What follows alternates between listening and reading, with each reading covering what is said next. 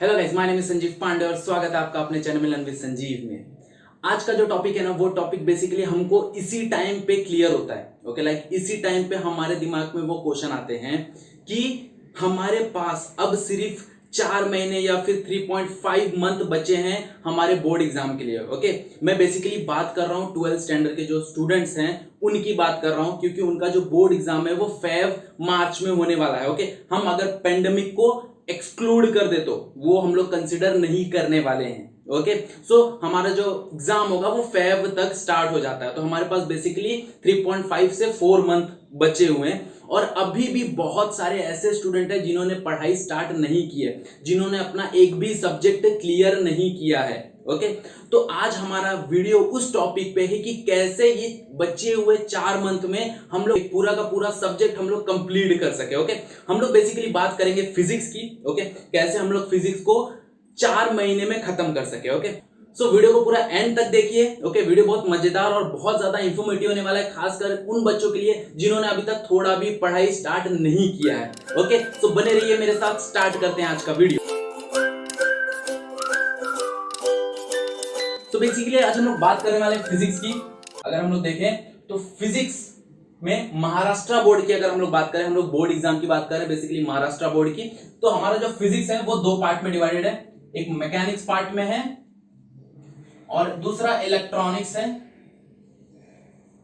अब मैकेनिक्स के अंदर में थर्मल वाला पार्ट और इलेक्ट्रॉनिक्स के अंदर ही मैं अपना ऑप्टिक्स वाला पार्ट कंसीडर कर लेता हूं। ओके, अब बेसिकली क्या होता है कि हमारे दिमाग में ये है कि हमने एक भी चैप्टर क्लियर नहीं किया है, हमने एक भी चैप्टर कंप्लीट नहीं किया और हमारे पास कुछ 16 चैप्टर बचे हुए हैं। ओके, अब अगर मैं कैलकुलेट करूं तो अगर मैं 4th मंथ कंसीडर करता हूं तो 4 मंथ में हमारे पास 16 एवरेज एक लगभग 16 वीक रहे। तो अगर हम लोग एक चैप्टर एक वीक के लिए भी अगर फ्रेम कर देते हैं तो हमारे पास एट द एंड सारे चैप्टर कंप्लीट हो जाएंगे, सारे 16 के 16 चैप्टर क्लियर हो जाएंगे हमारे। ओके, अब सेकंड टॉपिक ये आता है कि स्टार्ट कैसे करें, चैप्टर को पढ़े कैसे हम लोग। ओके, तो सबसे पहला तुम लोग ऐसा कोई भी टॉपिक उठाओ जो तुमको इजी लगता है, जो कि छोटा हो। ओके, लाइक क्यों ऐसा?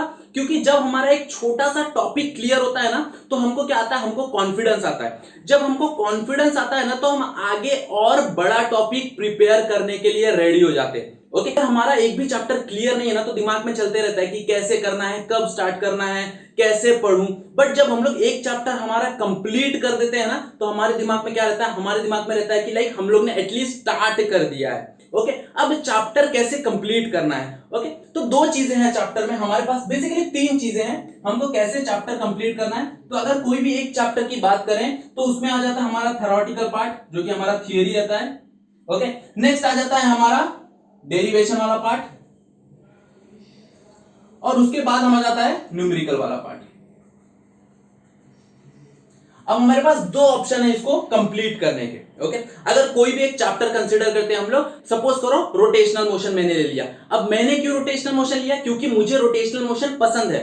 तुम लोग कोई XYZ चैप्टर ले सकते हो, कोई भी चैप्टर जो तुमको ऐसा लगता है इजी है, मैं कंप्लीट कर सकता हूं। अब वो रोटेशनल मोशन टॉपिक अगर हम लोग ने उठाया तो सबसे पहली उसमें 2 चीजें होती हैं, हम उस टॉपिक को 2 तरह से क्लियर कर सकते हैं। सपोज करो रोटेशनल मोशन अगर मैंने लिया तो रोटेशनल मोशन में पहले उसका ओवरव्यू क्या है। ओके, उसका ओवरव्यू क्या है, हमारा रोटेशनल मोशन में क्या क्या है। ओके, हमारे पास पैरेलल एक्सिस थ्योरम है, परपेंडिकुलर एक्सिस थ्योरम है, सर्कुलर मोशन है, एंगुलर वेलोसिटी, एंगुलर एक्सेलरेशन है, ब्ला ब्ला ब्ला। ओके, हमारे पास बहुत सारे टॉपिक हैं। तो सबसे पहले देखो उसमें कौन कौन से टॉपिक हैं। ओके, अब उस टॉपिक में क्या थियरी है, क्या डेरिवेशन है, क्या इंपॉर्टेंट है, क्या इंपॉर्टेंट नहीं है, वो चीजें मार्क करो। ओके, वो मार्क करने के बाद हम क्या कर सकते हैं, हम सारा थियरी और सारा डेरिवेशन पार्ट एक साथ पढ़ के बाद में न्यूमेरिकल कर सकते हैं। ये हमारे पास फर्स्ट ऑप्शन है। सेकंड ऑप्शन क्या है, हम एक टॉपिक का थियरी करें, उसी टॉपिक का डेरिवेशन करें और उसी टॉपिक का न्यूमेरिकल करें। ये हमारे पास सेकंड ऑप्शन है। दोनों ऑप्शन हर एक बंदे के लिए अलग अलग होगा। मुझे प्रीफर है कि मैं सारा टॉपिक एक साथ क्लियर करूं और उसके बाद मैं न्यूमेरिकल सॉल्व करूं। किसी किसी के लिए होगा कि एक टॉपिक क्लियर करे, उस टॉपिक का न्यूमेरिकल, फिर एक टॉपिक, फिर उस टॉपिक का न्यूमेरिकल। ओके, दोनों तरीके से हम वो चीजें कर सकते हैं। नेक्स्ट आता है कि हम लास्ट ईयर के हमारे पास 5 से 6 साल पुराने हमारे पास क्वेश्चन पेपर अवेलेबल होने चाहिए और वो क्वेश्चन पेपर को हम साथ में रिवाइज्ड करें। मतलब क्या है कि अगर मैं रोटेशनल पढ़ रहा हूं, रोटेशनल मेरा पढ़ के हो गया है, तो वो 5 या 6 पेपर जो भी मेरे पास है, 5-6 साल के पेपर जो भी मेरे पास हैं, वो पेपर में से रोटेशनल मोशन के जो भी आंसर या फिर जो भी क्वेश्चंस आए हुए हैं वो क्वेश्चंस मेरे क्लियर हैं क्या। अगर वो क्वेश्चंस क्लियर नहीं है, कोई एक्स्ट्रा क्वेश्चंस आए हैं, तो वो क्वेश्चंस भी हमको पढ़ने हैं। ओके, जैसे ही हम वो पेपर सॉल्व कर लेंगे तो हम ऐसा इमेजिन करेंगे कि मेरा जो पहला चैप्टर है वो कंप्लीट हो गया, उसको हम लोग टिक मार्क कर देंगे।